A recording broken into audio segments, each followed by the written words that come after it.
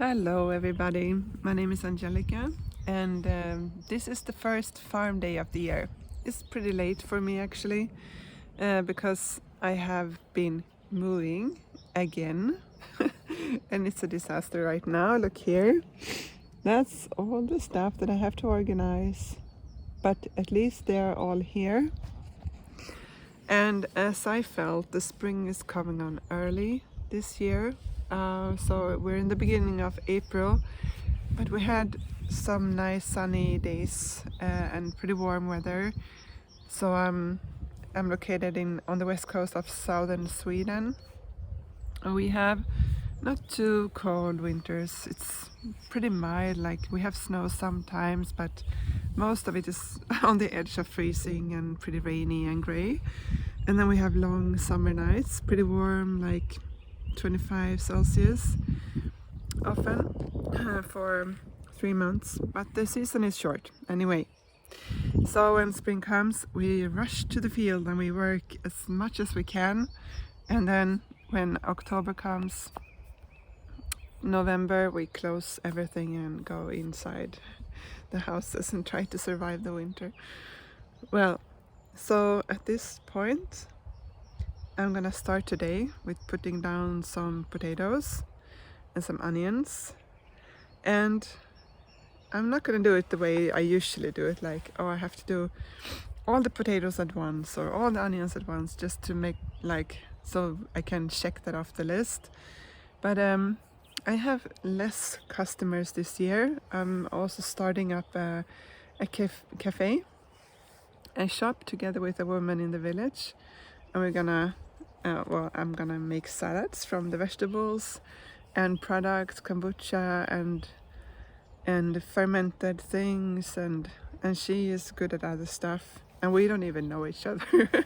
When we signed the contract of the cafe, we met for the first time, but it turned out that we are a super match. And I'm gonna tour you around the field and just explain a little bit what's gonna happen and the starting point of this place this year. And the reason it looks like this is like I had literally no time. I moved farm again. I moved out from my apartment. I bought a sailing boat. I renovated the sailing boat, and I don't really have any place to put all my stuff at this time. And I didn't have time to come back here and fix the plastic that were blown away by the wind. But no real damage, because it hasn't started, the weeds haven't started yet. So I will cover everything up that needs to be covered, and I will mulch and broad fork. So the setup of this place is 88 beds, 20-meter long, and some of them are gonna be for, there are also some extra beds for perennials that haven't really been planted yet, and there is a field, one more field. We can make 22 more beds or more perennials, and there along the edges there is space to plant fruit trees if we would want to. And I rent this land for 1 year by some friends who have sheep now, but they didn't want to continue with the vegetables. I was here 4 years ago during an autumn, and I was here last year. I had 2 farms last year. This was one of them, and one 5 kilometers from here, and now I only have this one. And I don't have so many volunteers that last year I had between 4 and 8 volunteers the entire year. And I was more of a manager. I was just cooking lunch for them, going to buy food, meeting new people, getting to know more people, managing everything, driving car. I was almost never actually in the soil, and I was never alone. And I like people a lot, but I also want to be the person who maybe not do everything, but I want to be much more part of the actual planting and touching the ground. It makes me, I feel really nice. And when I go alone here. I do listening, meditation, listening to music, having my alone time, which I don't want to have then all the time, but it's nice for some hours. It's really like contemplative for me. But I also have a person who come to rehabilitate here 1 hour per week. He will start today. So that often happens. Like you think you will be alone, and then at some point some people show up and they offer help or they want to be part of it. And I also have ideas. I have many ideas, but one of them that I might implement is to invite tourists to come here and pay to work with me, to like work with a farmer, spend a day with a farmer. Maybe they have lunch and I can tour them around explaining what I'm doing here, and they can get their hands dirty, feel useful, and have fun for a day. At least that's something that I would like to do if I would be traveling, to join a farmer for a day and learn about farming in a new climate or with new crops. I just think that's fun. Then to their best of abilities, you know? Okay, enough. So let's see here. Like you see, this is what happens after winter when the ice cracks. Ice expands, the volume expands and then cracks the soil, which is really useful if you have clay soils.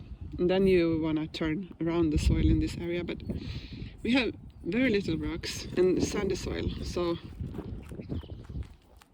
the soil is really nice here. So this just, it's cold down there, but it's, you know, we can start farm this. We can definitely put down onions and potatoes and stuff, carrots and many things right now. So it's also, it's surrounded by forest. It shelters from the wind, but it also shadows the land in early spring and autumn pretty much. So it warms up a little bit later than, for example, a southern slope. So we use this plastic to cover up the beds. They're a little bit, you know, hard to move around, especially when they collect water. They become very heavy. The soils are very sandy. Look here. You know, I have worked with all kinds of soils. Clay soil, mixed soil, rocky soil. This is the most sandy soil I had. But we have plenty of water. We have a pond next to me here that Axel, who built many years ago, that I rent the land from. I rented from Axel and Hannah. But they added some mulch, but it needs more mulch. I think that would be good. And there are some water system running in between here. It's like 2 blocks, one here, one here. There's a little pond for insects. And on that end behind there's a big pond, like 40 meters long. Definitely enough water. I don't have any greenhouse here. I always had large greenhouses. The only one that I have is this one. It's 20 by 4. And it needs to be moved here. So this was green manure last year, so 1/8 of the area is green manure. And I would just take this plastic and put it on top here to let it decompose as much as possible. And then I will replace it with geotextile and plant, I think it's brassica, like kale and stuff that requires a lot of nutrients. So there are 8 different shifts, like Solanacea, the potato, tomato, etc. And the green manure, the brassica, all the kale, salad and stuff, corn, zucchini or cucurbitacea, all the cucumber, zucchini, pumpkin, and then the carrots, and those that are have these kind of pests, like with carrots. It's a residue from corn. I will probably just leave it and put cover on top of them. And when you have sandy soils and you make raised beds, it doesn't take long before they're not very raised anymore, because they kind of wash out on the sides much more easily than if you have clay soils. But also it's not really necessary to increase the height of sandy soils, because they're deep and penetrable and they warm up very easily anyway. It's more for the structure, like it's more easy to know where you have stuff, to have a little structure. I like that. Yeah, so it's not so much weeds, but it's also because they haven't started to grow yet. But no, honestly, most of them are pretty much weed free, except some beds. So you want to be on top of the weeds. You want to start early, because you save so much time if you're on top of it from the beginning. So it's always the balance of life. Like, you try to, the hardest thing I think is to plan enough to keep a balanced life. You know, you wanna have a nice life, right? And for me, that's to have a good mix of relaxation. I want to enjoy what I'm doing. I want to make money, and I want to have time to do other stuff than what I have to do. Like, I want to have free time. I want to spend time with friends and family, and I want to be able to breathe and be a farmer. This is the challenge. So, but I'm looking forward so much. I love it. I love to see the soil. I love the spring. It's just full of possibilities and you haven't failed anything. I don't have a big lawnmower. My economy is really zero.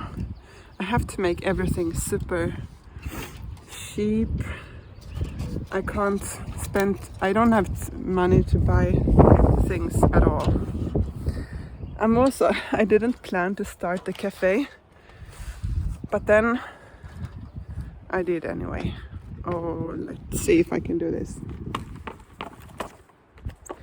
Okay. Still working. Why is this one here? Here's the pond. Ooh, look at that. It's really big. And I can probably swim in here. You know, when it's really warm in the summer, if it's like a 25-30 degree day and you want to just cool off, it's sand around, so it should be fairly clear. It just gets some water from, it's a stream.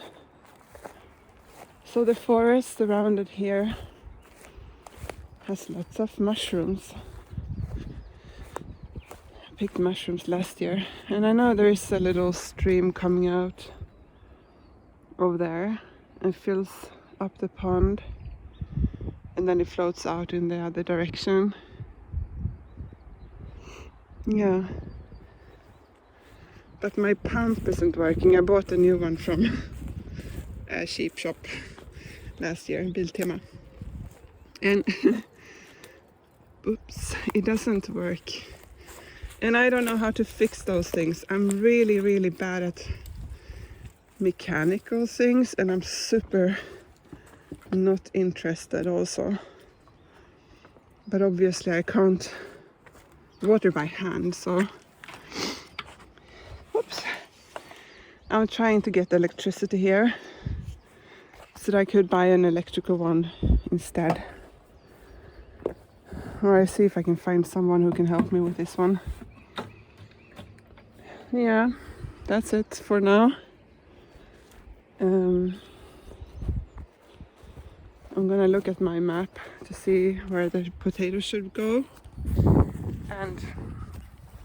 and then I should start to broad fork, which is like you use a fork that is broad enough, broad as the bed is.